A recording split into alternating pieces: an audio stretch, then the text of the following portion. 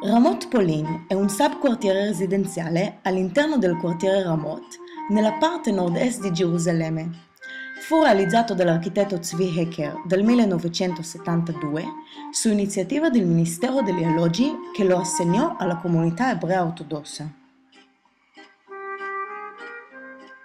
Il progetto nasce nel particolare contesto della Gerusalemme unificata dopo la guerra dei 6 giorni del 1967, periodo in cui il paese cerca di dare forma ai nuovi territori annessi, provando a creare un'architettura locale e identitaria a grande scala. The housing projects which were built in Jerusalem in the 50s and 60s were built in a very similar manner to those built in Europe, large monotonous blocks which we called train blocks. After 1967, when Jerusalem was reunified, the Ministry of Housing decided to change the style of housing in Jerusalem, and they brought together a number of the most prominent architects in Israel in order to try and design something different. The Ministry of Housing gave some of the architects a laissez-faire attitude, which meant that they could more or less do whatever they wanted. It was really experimental architecture. Some of the projects succeeded more than others. Ramot Polin was one of the more controversial projects which were built in the 1970s. In risposta alla costruzione anonima e monotona del periodo precedente e come prosecuzione della sua ricerca su nuove forme geometriche, Hecker ha proposto un sistema complesso di edifici basato sulla ripetizione lineare di unità poliedriche, che ne conferisce l'aspetto caratteristico.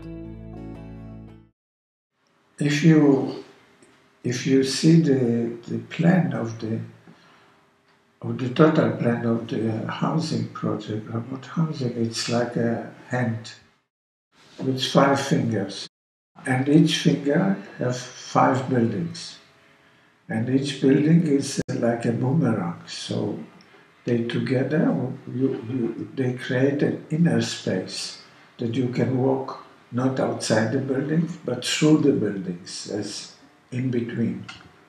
So you are always protected by the buildings. Now the buildings are sitting as if diagonally, as if supporting the hill. So you can say they are in bigger scale, but they are like, how you say, kirot tomchim. And in Jerusalem, you have many of these buildings, of these walls, built in so-called eventry. So the pentagons, the dodecahedrons, are kind of irregular, what we call in Israel, natural stone, not the cut, perfect stone. So that's a kind of metaphor, this hand and the supporting walls called kirot tomchim, and the irregular stone. Everything is in a bigger scale. Oggi l'aspetto formale del quartiere è radicalmente cambiato.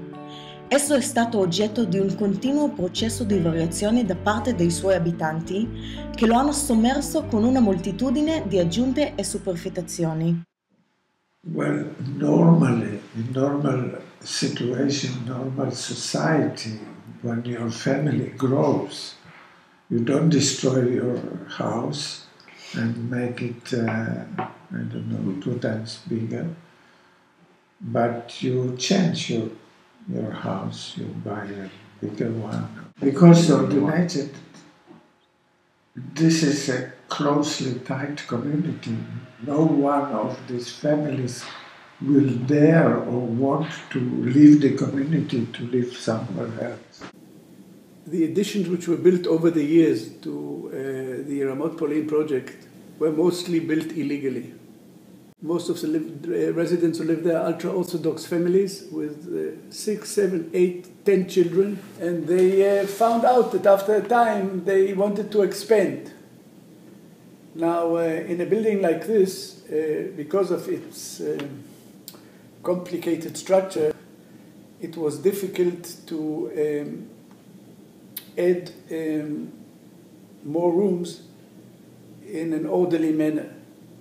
And what you see today is, I think, one of the most creative architectural styles, which is more or less the architecture without architects.